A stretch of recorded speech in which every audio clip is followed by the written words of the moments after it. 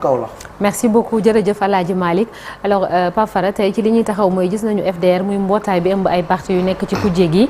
di wax ci ni ñuy doxalee réew mi di joxoñ baaram tuuma ñi ko jiite jamono ji di wax ne lépp lu ñuy génne di ko wax moo xam ci wàllu magistrat yi la ak leneen dafay xaw a yanqal peut-être nee nañu institution yi ñu ngi wax yi tamit ci mbirum liberté publique yi liberté d'opinion et concernant cela sax gis nañu ni tey jii benn journaliste di Pape Ngagne Ndiaye ak benn homme politique di Doudou Wade ñu ngi leen convoqué sûreté urbaine ndax kàddu yu ñu ne moom la invité bi yëkkati woon ci émission Faram Facce bi passé fii ci télévision Futurs Médias. ma njëkkee ko soxna naate ci FDR mun nañu wax ne ñoom tamit ñu ngi ci seen droit parce que nag di alerter gis nañ ne nag ñoom jamono ji ci wàllu yoon wax nañ ci lu bëree bëri ndax na am na responsable bu nekk ci taxawu nekk fa la ci diwaan Tamba gis nga procureur bi dafa requérir pour ñu daal di koy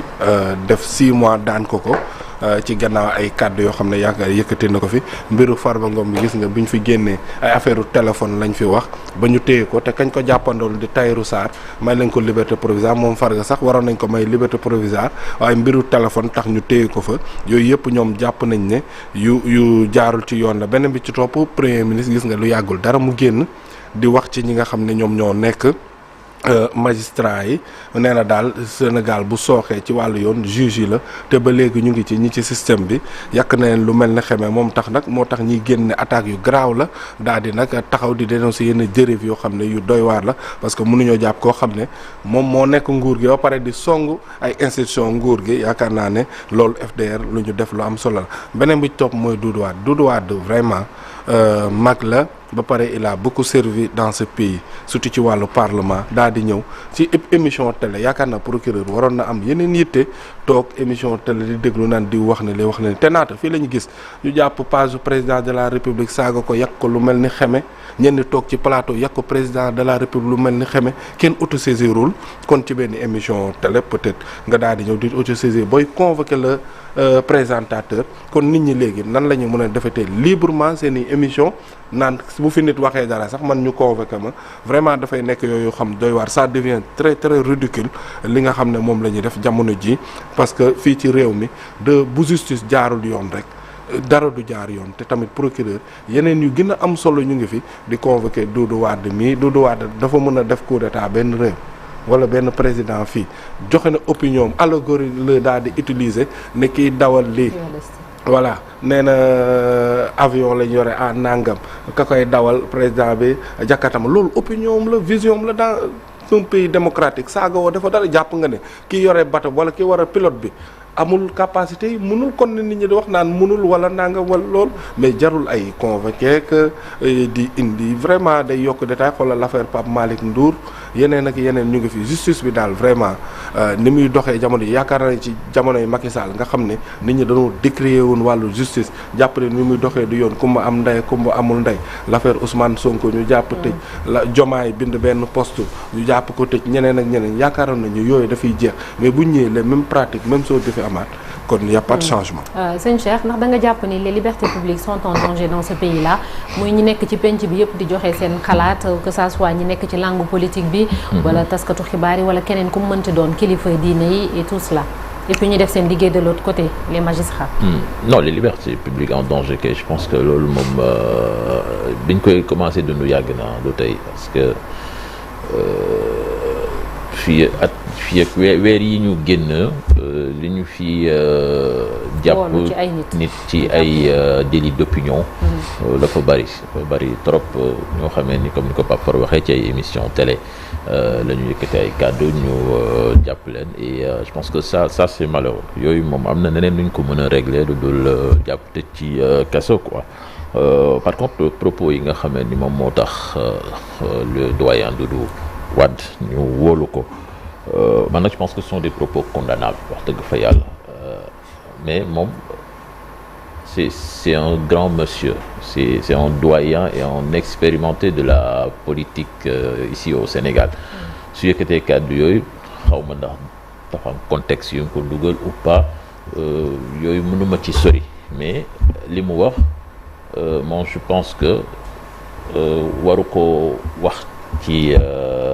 télé loolu laa gëm mais fii ci Sénégal malheureusement indignation sélective bi moo fi fës. te tey jii li mu wax ni ñu bari ñi ko ci attaqué di ko ci xalab ñooñu ils ont applaudi des coups d'État dans certains pays. am na sax ñoo xamee ni jamono ji ñi ngi ko doon bëgg mu am fii ci Sénégal mooy jamono bi Macky Sall nekkee président de la République. tey jii paa bi ñëw wax ko amul lu mu déggul amul luñ ko yekkul te tey jii ñoom ñooy tàccu ay régime militaire yoo xamee ni ñi ngi dans la sous-région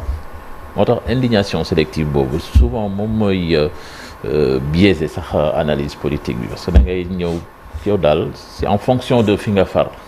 lépp looy analyser lépp looy wax c'est en fonction de fi nga far et je pense que c'est malheureux mais comme on dit Doudou Wade c'est un homme expérimenté un doyen su demee c'est à lui d'assumer la responsabilité de ses propos parce que ñu ko laajee tamit mu tontu leen par rapport ak nag di ko jàpp ak téye ko tëj ko loolu moom wax dëgg fa yàlla ak fi ay atam toll ak fi santem toll je pense que mën nañu bañ a yegg ak moom foofule. Pape Ngagne aussi nous lui témoignons toute notre solidarité parce que Pape Fara mi ngi koy wax non ça devient difficile mooy liberté publique yi ngay wax de travailler même parce que soo ñëwee une émission en direct tu ne contrôles pas la parole des gens ku nekk lu muy wax mënoo ko tënk te xam naa ni certains vont se dire mais émission bi aussi lu tax même son de cloche ngay dégg mais tout le monde sait ci ban contexte de émission boobu di amee à jamono ji parce que c'est une télévision boo xamee ni il y a un parti politique qui avait décidé de qui a décidé de boycotter parce que Pape Ngagne on le connaît Pape Ngagne il a tout le temps fait son travail dans le professionnalisme dans l'équilibre des invités divers loolu ci noonu la doon doxalee mais après benn nouvelle doon moom moo am ñëw il y a une partie qui a décidé de boycotter il continue à animer son émission de la façon dont il le fait actuellement je pense que daal wax dëgg fa yàlla suñ ko dégloo nañ ko bàyyi mu ñibbi këram amul dara loo xamee ni war nañ ko mën a toppee ci li nga xamee ni yëkkati ko ci émission bi. Alaaji Malick. waaw xam nga FDR moom dañu nekk ci seen rôle. seen rôle mooy taxaw opposé wu. bu ñu gisee yi tamit réew mi nu muy doxee ñu wax ci seen xalaat en tant que opposant réew mu am démocratie noonu la war a doxee ñi gagné gouverner ñi war a opposé wu. li nga xam ni moom noonu la ñu yore réew mi rawatina justice bi ni muy doxee ak li ci Ousmane Sonko premier ministre wax ca Maroc je pense que c'était normal que ñoom ñu jël la balle au rebond daal di wax ne attention li nga xam ni moom la déclaration yi premier ministre def ñoom jàpp nañu lu dangereuse la pour l'équilibre institutionnel mais je pense que pour le cas du premier ministre Ousmane Sonko digganteem ak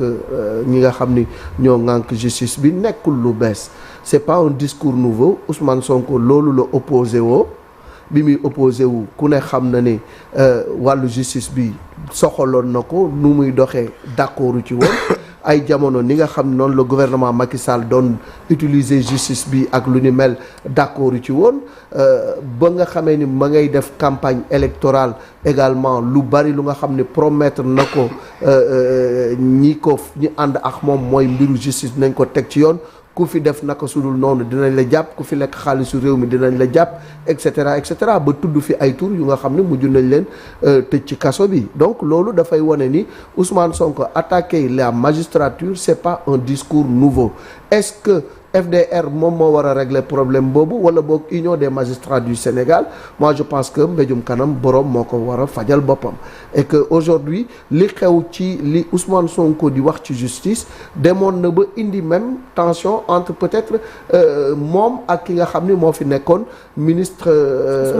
ministre de la justice di Ousmane Diagne ñi ngi fàttaliku Ousmane bi mu taxawee ci kanamu Ousmane Diagne bi mu taxawee ci kanamu député yi ni leen lan ngeen tuddee justice bu bar lan ngeen tuddee baral mais man du ma teg pression ci benn magistrat du siège aw ma maqaama mi te du ma ko def donc yooyu dafay wane ni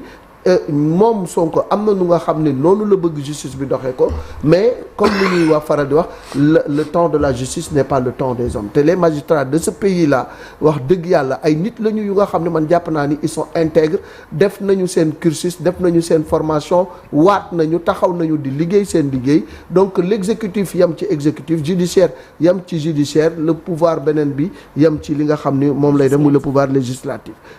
s'il y a une nette séparation des pouvoirs il n'y a pas de problème à ce niveau là maintenant dafa am lu fi xewoon démb ak barki démb soxna naata man fii laa doon toog di ko dénoncer di wax ni Ousmane Sonko li ñu ko doon teg du yoon ku tàppe internet di nga ko gis li nga xamante nii moom la ñu jàppe woon Bassirou Diomaye Diakhar Faye du yoon barricade bi ñu barricade woon ki nga xam ne moom moo di Ousmane Sonko këram du yoon ni ñuy jëlee waa Pastef di leen dugal ci kaso bi c'était pas normal ñu jàpp ni bu ñu ñëwee ba def assise de la justice ba def ay réformes du ñu delluwaat ci loolu nga xam ne moom lañ doon def mais dafa mel ni actuellement nii dañuy utiliser justice pour noppiloo ñi nga xam ni ñoom ñoo nekk ci opposition bi wala ñi nga xam ni ñoom ñoo nekk ci waxukaay yi combien de journalistes ont été traduits devant la justice combien de personnes ñoom ñoo wax ñu jël leen yóbbu leen devant la justice tey c'est autour du président Doudou Wade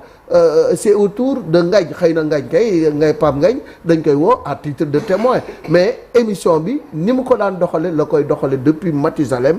il est resté très professionnel très rigoureux ku toog ci kanamam il essaie de te tirer les vers du nez il est dans son rôle de journaliste et il le fait très bien ki nga xam ne mooy président Doudou Wade aussi c'est un opposant il peut donner son point de vue sur la marche du pays waaye am na ay termes yu nga xam ne nag wax dëgg yàlla toujours dama koy dénoncer nañu koy moytu parce que le président de la République est une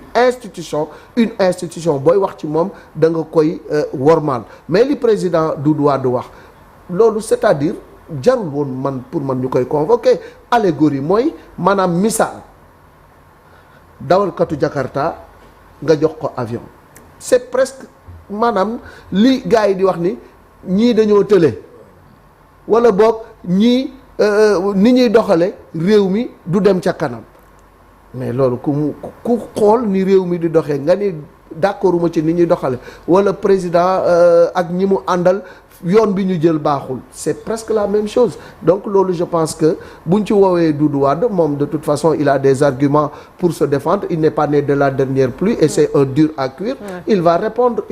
de ses propos mais je pense que lii jarul en tout cas ñu koy bunduxataal wala ñu ko ciy jël sax ba di ko yóbbu ci kaso Doudou Wade yaramam neexul mag la je pense que am na yu nga xam ne jaru ko te procureur pour man am na yeneen yu nga xam ne wax dëgg yàlla moo gën a urgent que waxi Doudou Wade ji li ñu jël di ko yàq seen Moustapha Sy Al Amin